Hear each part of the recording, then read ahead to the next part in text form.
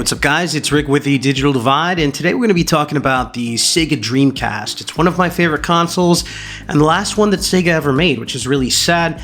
But we're going to talk about one critical mod that I think everyone who is collecting for the Dreamcast in 2025 absolutely needs. Now, maybe you're lucky and you haven't seen this before, but most people are in this position, and I'll explain why. You go to boot up a game on your Dreamcast and you are greeted with this. It is a configuration screen asking you to set up the date and the time, and this happens every single time you turn on the console. The reason this happens is because there's something inside of every computer called a CMOS battery. That stands for complementary metal oxide semiconductor, but all you need to know is it's a battery and it's responsible for saving all of the settings on your system's firmware, including the date and the time. This is what Sega decided to do with the Dreamcast. They literally soldered the battery onto the motherboard so that it cannot be replaced. What we're going to do today is replace it with a coin holder so that it's much more easy to replace whenever this battery dies. Now, if you look at their console before this, which was the Sega Saturn, the Sega engineering team took this into consideration and they made an easily accessible back panel that you can just pop open, and it gives you access to the internal battery right there. So it's super easy to swap out. That was a great design, and I have no idea why they didn't go that same route with the Dreamcast, but we're going to change that today, and I'm going to walk you through how to fix this problem. So the first thing you're going to need is a coin battery holder. I bought this kit on Amazon. It was $8 and it comes with 5 of them. So you have extras if you need them in the future. And then of course you're going to need replacement cell batteries. I just bought these Energizer batteries. They're on sale for $5. And you just need one. Now you are going to need a soldering iron as well. If you don't have one, like this is the one I bought. It's just a cheap $50 soldering iron that I got on Amazon. They're not super expensive, but you are going to need some soldering skills for this project. All right, so here we have our Dreamcast. We're gonna flip this over. There's gonna be 4 screws that we need access to, but first you need to remove the modem on the upper left-hand side. There is a tab you push down and then pull out. This is the dial-up modem, I believe.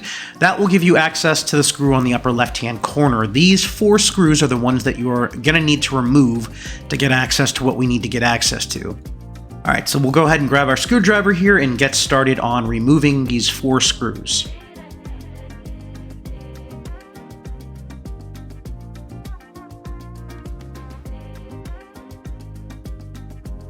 I just wanted to pause the video here to say that this is a really neat tool that lets you get into tight spaces to grab like screws if you're having trouble getting them out. This is highly recommended a neat little tool. Anyways, back to the screws. All right, once all the screws are removed, you can flip the console over and simply lift the entire top up and it'll come out like this. Now, the only thing we need to work on is this board right in the front. You can see that this is where the CMOS battery is soldered on. It's like a sister board to the main motherboard on the left there. So we're going to have to remove that. And to do that, there are a total of 4 screws. These 4 screws here are the ones that are going to need to be removed. So go ahead and remove those.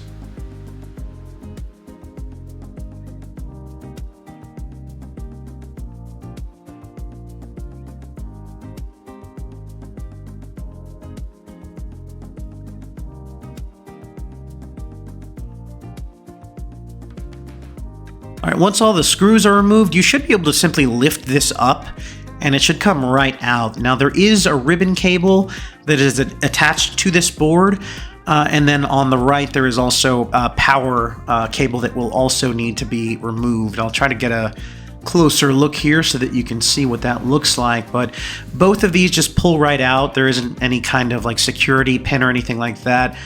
And the ribbon is double-sided, so it can go back in either way. You don't need to remember which way that came in. So again, just make sure that you remove, it's probably best just to remove the entire ribbon cable from the entire unit altogether. It'll just give you more room to work in, and then remove this power cable as well.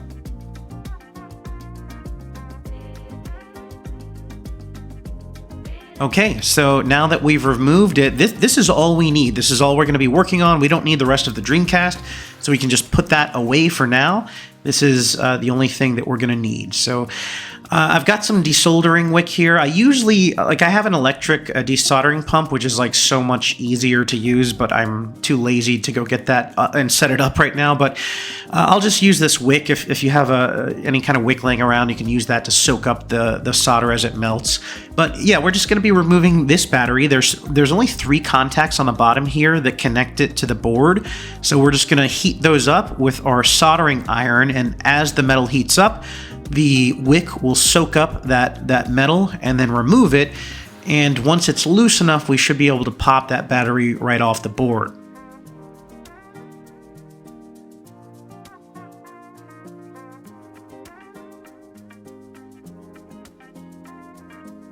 And for the sake of time, we're going to speed things up a little bit.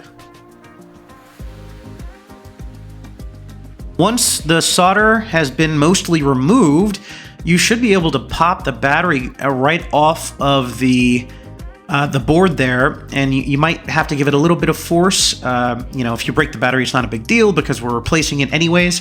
So this is the part that I got off of Amazon. This is the coin holder, and this is going to allow us to essentially replace the battery anytime we want without having to do any of this ever again. So we're going to solder this onto the board, and you can see there's 3 contact points on the bottom, and they should align with the 3 contact points on the board. And then once you've inserted that, we're going to grab some solder and start permanently attaching this to the board, but this will let you insert a battery super easy. All right, so just align the 3 pins on the board with the 3 pins on the replacement part, and once it's firmly attached, well, it's probably a good idea to take this battery out before we do anything. It's not a good idea to solder with live electrical current intact, so remove the battery and then flip the board over, and we're going to start soldering. Now, it's been a while since I've needed to solder anything, so try to be nice in the comments here. It's not the cleanest soldering job in the world, but it'll do just fine. So you're just gonna, if you're familiar with soldering, it's super easy. You just use a heating element, and then that's gonna melt the solder onto the contact and attach it to the board, because solder melts at a very low temperature, so it's used for this purpose. So we're just gonna solder the 3 points on the board as you see here.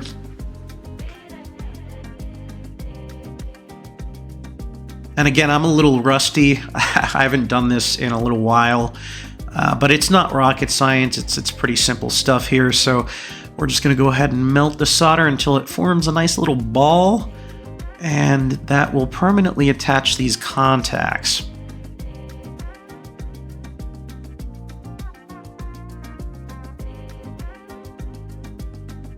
Okay, so again, not the prettiest soldering job in the world, but it gets the job done. So those look good to me. So we can flip this over and see that it is now attached to the board, and it's not going to go anywhere, and it will allow it to receive electrical current now. So go ahead and pop the battery in, and make sure that the positive side of the battery is facing the positive icon on our new modded component there. And then from here, all we have to do is just place this back into the Dreamcast. And we're gonna reattach make sure that the controller ports are facing forward, and it should sit flush with the main unit. We're going to have to reconnect both the power pin and then also the ribbon cable that we took out earlier. And again, those ribbon cables have double-sided contacts, so they can go in either way. You don't have to worry about putting it in the wrong way. So we're going to attach our power here, and then we're going to make sure that the controller ports are sitting flush with the front of the unit, and then we're going to reattach the ribbon cable that we took out earlier.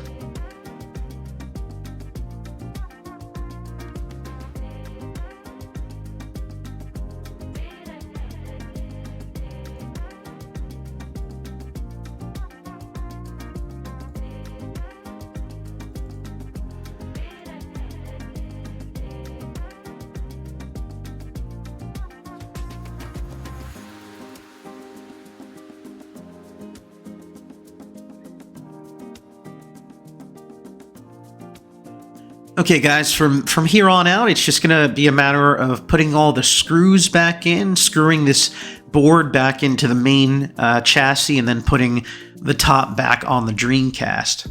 All right, and once everything's screwed back into place, all we have to do is snap the modem back on to the side here, and we are good to go. We're just going to go and test this out now and see if it's working. All right, so I've set the date and the time, and then I let the system sit powered off for about 30 minutes. I popped in a new game, and now we're going to see if it keeps the date and the time. We'll power this up.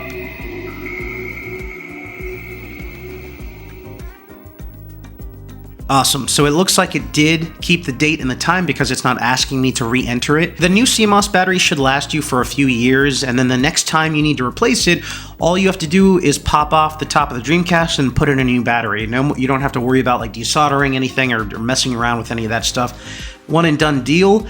That's going to do it for me today, guys. As always, thank you for watching. Let me know if you make the attempt yourself and how it went in the comments below.